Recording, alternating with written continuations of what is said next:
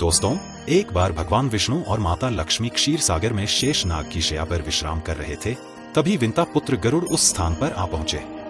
उन्होंने भगवान विष्णु और माता लक्ष्मी से पूछा, हे प्रभु, मैं पृथ्वी लोक का भ्रमण करके आया हूँ। मैंने देखा कि पृथ्वी लोक पर अनेक मनुष्य नित्य स्नान करते हैं, किंतु फिर भी दुखी रहते हैं। उनके दुखी रहने का क्या कारण है? हे प्रभु, कृपया मुझे बताइए कि स्नान करने की सर्वोत्तम विधि क्या है? स्नान कब और कैसे करना चाहिए? स्नान करते समय कौन से मंत्रों का उच्चारण करना चाहिए? मेरे मन में इन सभी प्रश्नों को जानने की इच्छा हो रही है। गरुड़ जी ने माता लक्ष्मी से भी पूछा, हे माता, मैंने यह भी देखा है कि अनेक महिलाएं नित्य स्नान करके आपकी पूजा अर्चना करती हैं, किंतु फिर भी उनके घर में आपका वास नहीं होता। इसका क्या कारण है? गरुड़ जी के इस प्रकार से प्रश्न पूछने पर भगवान विष्णु मुस्कुराए और बोले, हे पक्षीराज, तुमने उचित ही प्रश्न किया है। स्नान करना अत्यंत आवश्यक है। स्नान से ही शरीर शुद्ध होता है, स्नान से ही शरीर पवित्र होता है और मनुष्य पूजा पाठ आदि कर्म करने के योग्य बनता है। इसीलिए मनुष्य को नित्य स्नान करना चाहिए। लेकिन तुम्हारे सभी प्रश्नों के उत्तर देने से पूर्व मैं तुम्हें एक अत्यंत पवित्र कथा सुनाता हूँ। इस कथा में तुम्हें तुम्हारे सभी प्रश्नों के उत्तर मिल जाएंगे। इस कथा को सुनने मात्र से ही मनुष्य को सैकड़ों तीर्थों में स्नान करने का पुण्य प्राप्त होता है।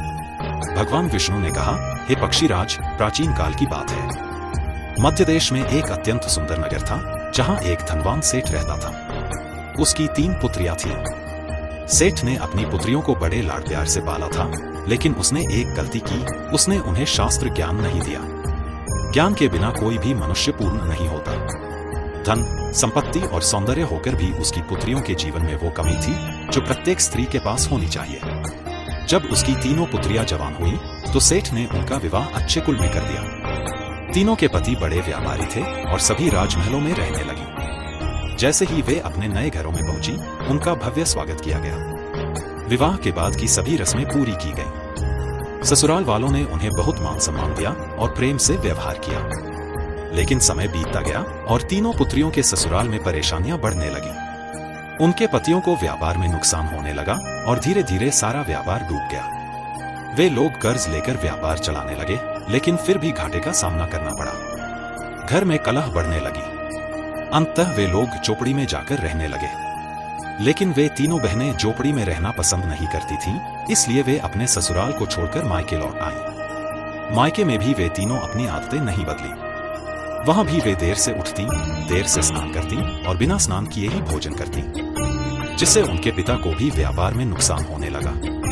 उनकी भी आर्थिक स्थिति खराब होने लगी। फिर एक दिन उनके द्वार पर भगवान विष्णु साधु का रूप धारण करके आ गए। सेठ ने साधु का प्रेम से स्वागत किया, उनके पैर धोकर प्रणाम किया। फिर सेठ ने साधु को अपने दुख बताए और उनसे उपाय पूछा। साधु ने सेठ की तीनों पुत्रियों को देखा और सारी हकीकत समझ गए।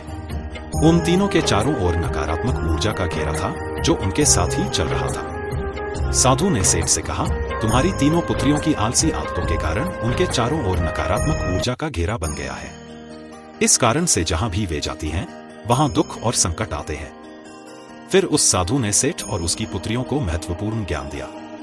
साधु ने कहा, हे सेठ, स्नान के 4 प्रकार होते हैं: ब्रह्मा स्नान, देव स्नान, ऋषि स्नान और मानव स्नान।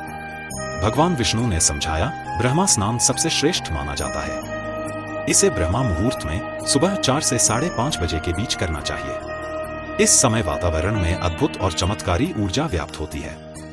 इस समय स्नान करने से जीवन में सुख, समृद्धि और शांति आती है। देव स्नान सुबह 5 से 6 बजे के बीच होता है। इस समय स्नान करने से तन और मन दोनों शुद्ध होते हैं। तीसरा है ऋषि स्नान, जो सुबह सुबह तारे नजर आने के समय किया जाता है।